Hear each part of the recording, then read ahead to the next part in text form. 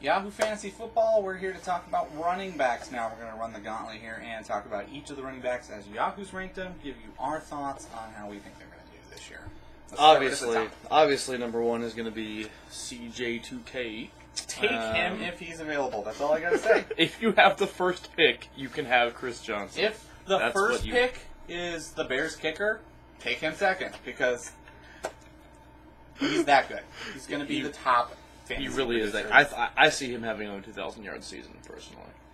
I don't know if it goes that far, but he's Tennessee's best offensive option. Suffice to say that in the Johnson-Peterson debate, Johnson has gone first pick in every mock draft I have been in. I don't think there is a debate. I think Johnson's the better. Yeah.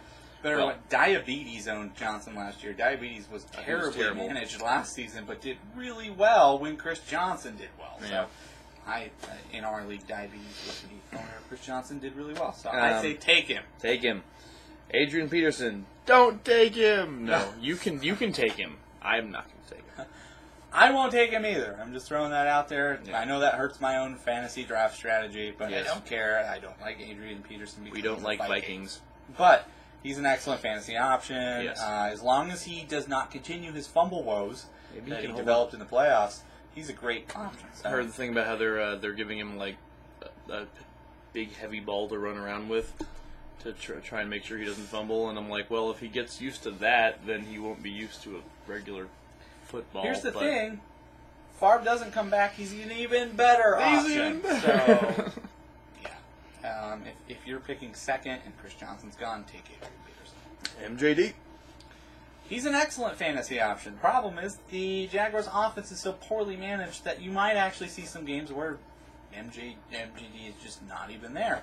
It's really unfortunate for a guy who's so talented to have to deal with the fact that his offense does not just want to center around him like they need to on a weekly basis, but he's still one of the top running backs, and he should be taken in the first round. Yeah. We got my man Ray Rice at number 4.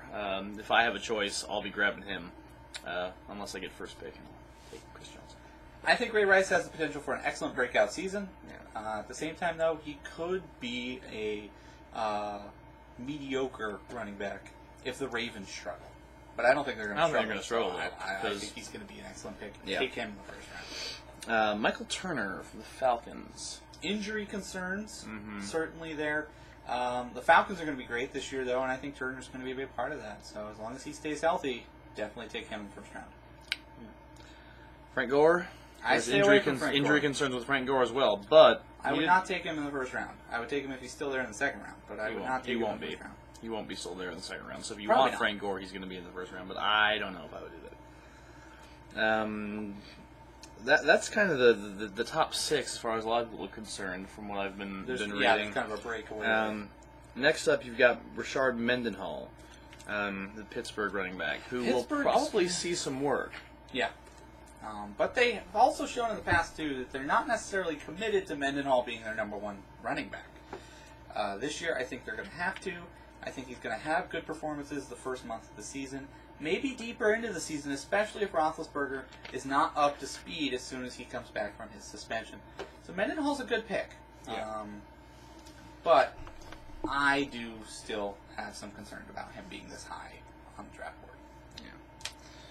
Yeah. Also high on the draft board, Ryan Matthews, the rookie who has gone in the first round in every single mock draft I played in. He is the hot pick. He's the hot pick because the Chargers have said that he's going to start, and from all accounts, he's going to be a very good starter on the Chargers offense. The problem you have with the Chargers offense is they're pass first, and Norv Turner goes away from the run when he's supposed to be running. Yes, he does. That could hurt Matthews, especially when it comes to getting touchdowns. I'm not picking a rookie in the first round. That's all I I'm say. shy away from rookies in the first round.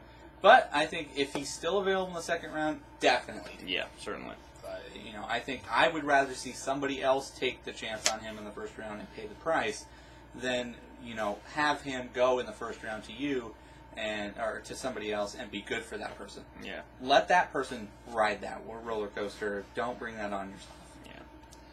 Yeah. D'Angelo Williams is next. As long as he stays healthy, Carolina's going to be excellent with the running game. He's an excellent pick. Yeah. First round, I think wrong he should with go in Williams. first round. Steven Jackson for the Rams. I don't.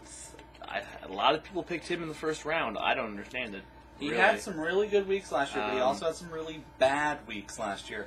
And he also has some off-the-field troubles that have kind of emerged. This is the guy who's been pretty squeaky clean up till now, but now has some off-the-field troubles. So I don't know if I would go with Steven Jackson. I don't know if I would either, especially, yeah. I would definitely take him in the second round,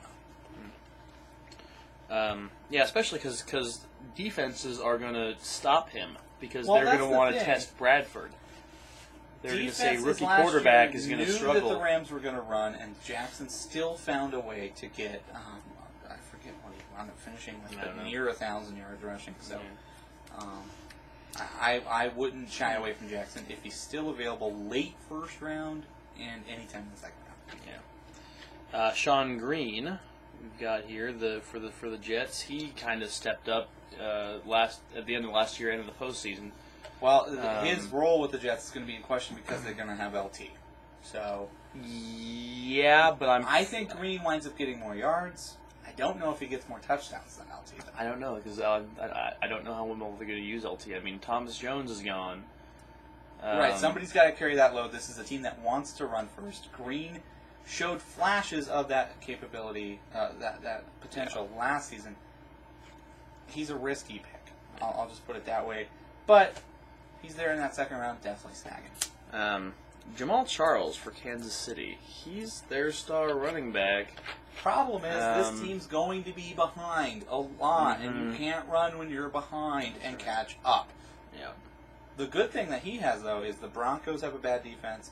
That they were good last year in some places, but in other places they were just a bad defense. The Broncos, yeah. And the Raiders have a crappy defense, so that could benefit Charles long term, throughout the course of the season. But I'm not sure. Yeah. I would stay away from him. Ryan Grant, however, he's going to be one that you're going to want to focus on. Because If Green Bay is he going to be running a needs the lot. last year, he did not live up to the potential that a lot of Packers fans had for him as being part of an integral part of a moving offense. But I do think Grant is a great pick. I would not shy away from him. I would definitely take him over Charles. Opposite of what you've said about the Chiefs. I mean, Green Bay is going to be playing ahead a lot of the time, I think. Yes, so Grant's going to get a lot of carries. Grant does have some injury concerns, though. Make sure you pick up somebody behind him who's going to be pretty good, too. Yeah. Pierre Thomas, the number one running back for New Orleans. That could be anybody by season's end. He's the number one running back right now, but we saw with Bell last year. Yeah, New Orleans, they're so unselfish as a team, then, the running back situation is almost like the wide receiver situation. You don't know who's going to get the most carries. I do think he is the most talented running back on the roster, though. So Yeah. He's a safe bet as long as you're putting bets in other places on your roster. Beanie Wells. I think he's going to have a our great boy year. from Arizona. I think he's going to have a great year. I would take him over Pierre Thomas. I would take him over Jamal Charles. I think he's going to have a great season. Yeah, okay. I can't disagree with that. They're going to have to be pretty good on the offensive line anyway to keep Leinart off the turf.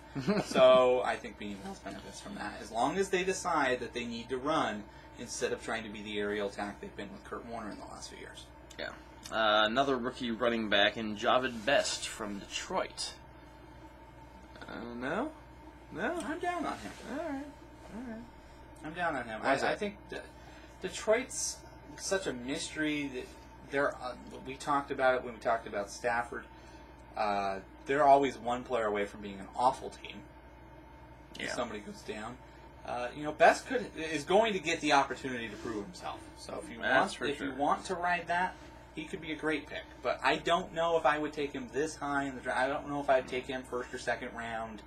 Personally, I like to shy away from rookies anyway and unproven players that high in the draft because he could really break your season if he does not pan out.